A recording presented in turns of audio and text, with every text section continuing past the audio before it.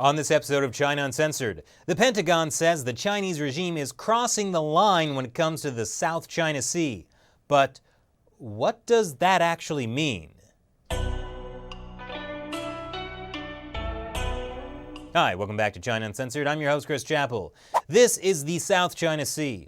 The Chinese Communist Party claims nearly all of it, and they've gotten more and more aggressive over the past few years. They've put troops on islands in disputed territory, and when they ran out of islands, they just built more of them by dumping some sand on submerged reefs. Which is pretty smart if you think about it. Like, if you run out of cake, you can just make more cake, and then build runways and missiles and stuff on them. Okay, so that analogy doesn't exactly work.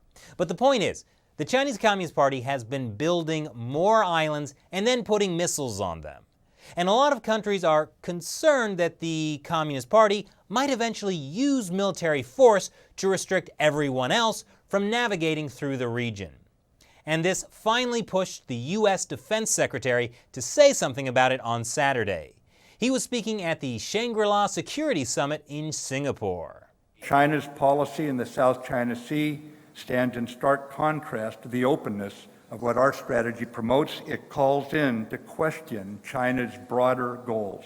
That's a diplomatic way of saying, what you're doing is extremely uncool, and we know you're up to something. The defense secretary also reminded everyone that Chinese leader Xi Jinping had made a promise in 2015 when he was visiting the White House that the Chinese Communist Party would not militarize the Spratly Islands. But as he told a reporter, we have seen in the last month they have done exactly that, moving weaponry in that was never there before. Moving in weaponry like this, and this. Plus anti-ship cruise missiles here, here, here, and here. With a range that covers a huge chunk of the South China Sea. And where cruise missile coverage might be patchy, they brought in nuclear-capable bombers like this one seen landing on Woody Island. What I'm saying here is, the Chinese Communist Party is trying to have its cake and eat it too, by building more cake.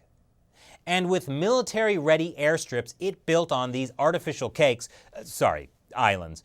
In the Spratly Archipelago, Chinese bombers can now hit targets in several Southeast Asian countries. That includes the Philippines and Vietnam, both of which are objecting the loudest over China's increased military presence. Both have territorial claims in direct conflict with China. This is the territory Vietnam claims. And this is what the Philippines says belongs to it. And this is China's claim. Everything in the 9-dash line, about 90% of the South China Sea. That's how Chinese Lieutenant General He Lei put it. He was in the Chinese delegation to that Shangri-La Security Summit. He Lei also blasted Mattis's quote-unquote provocative remarks. He said those who are shouting about the militarization of the South China Sea are the ones militarizing the South China Sea. Which is his own diplomatic way of saying, whoever smelt it, dealt it. Real mature. Well, Lieutenant General He, you should know that whoever denied it, supplied it. He Lei also toed the party line that the various islands in the South China Sea and their related waters are sacred territories of China, acknowledged by history and international laws. But the thing about international law is, well, it's complicated. I'm fairly sure Lieutenant General He Lei is referring to the international law that says a country is entitled to territorial waters up to 12 nautical miles off its coast. Except there's this other international law he forgot about. That is how the International Tribunal for the Law of the Sea ruled in 2016 that there was no legal basis for China to claim historic rights in the South China Sea. But okay, the Chinese Communist Party says one thing, the International Tribunal, and most other countries, say another thing. That itself doesn't prove who's right about China's historical claims. The real issue at hand isn't the historical claims. The real issue is that the Communist Party is militarizing islands that are close to Vietnam, the Philippines, and Malaysia, and that it may soon want to control other countries' ability to navigate commercial ships through the region.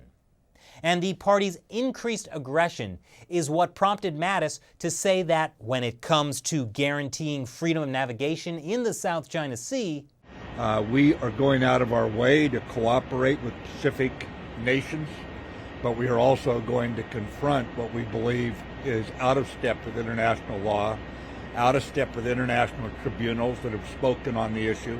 So how exactly is the U.S. going to confront the Chinese regime?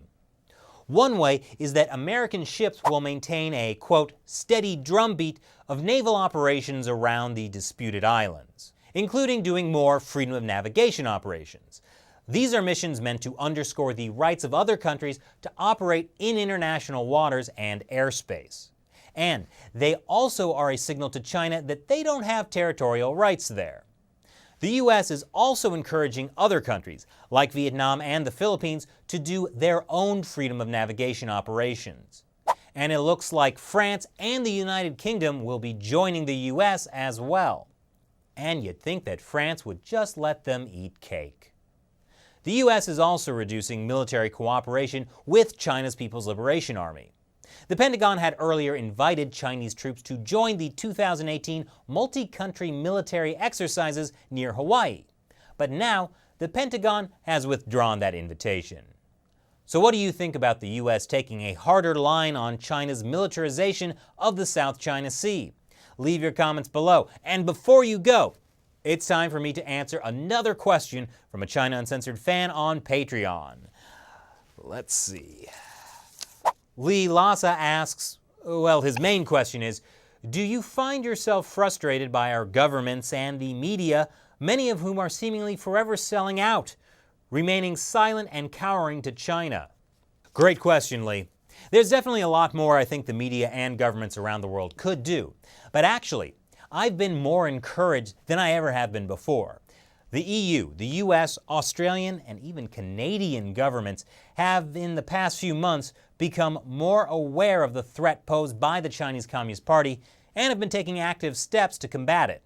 And many individual journalists have been doing great work as well. For example, I met BuzzFeed's Megha Rajagopalan recently at the Oslo Freedom Forum, and she's done some amazing reporting on the Chinese regime's persecution of the people in Xinjiang. I think the biggest problem right now is how businesses approach China. I feel like a lot of them ignore the warnings of government and intelligence agencies around the world because they're more focused on the short-term gain the China market offers. So who cares about the long-term consequences? Except sooner or later, those short-term gains will catch up to the long-term consequences. And when that happens, I think we're going to see a lot of change. Thanks again for your question, Lee. And remember, if you support China Uncensored by contributing to our Patreon website, you can ask me any questions you want, and I'll answer them on the show. If you're interested in becoming a supporter of China Uncensored, click the link below to go to our Patreon website. And if you're already a supporter, leave your question for us there. Thanks for watching this episode of China Uncensored. Once again, I'm your host, Chris Chappell. See you next time. Thanks for watching. China Uncensored is supported mainly through contributions from viewers like you. Without our viewer support, we'd have to stop the show. So, click this orange button and visit patreon.com/China Uncensored. You can contribute $1 or more per episode. You can also set a monthly limit if you need. When you join, we'll give you some cool perks, and you'll be making a big difference for us.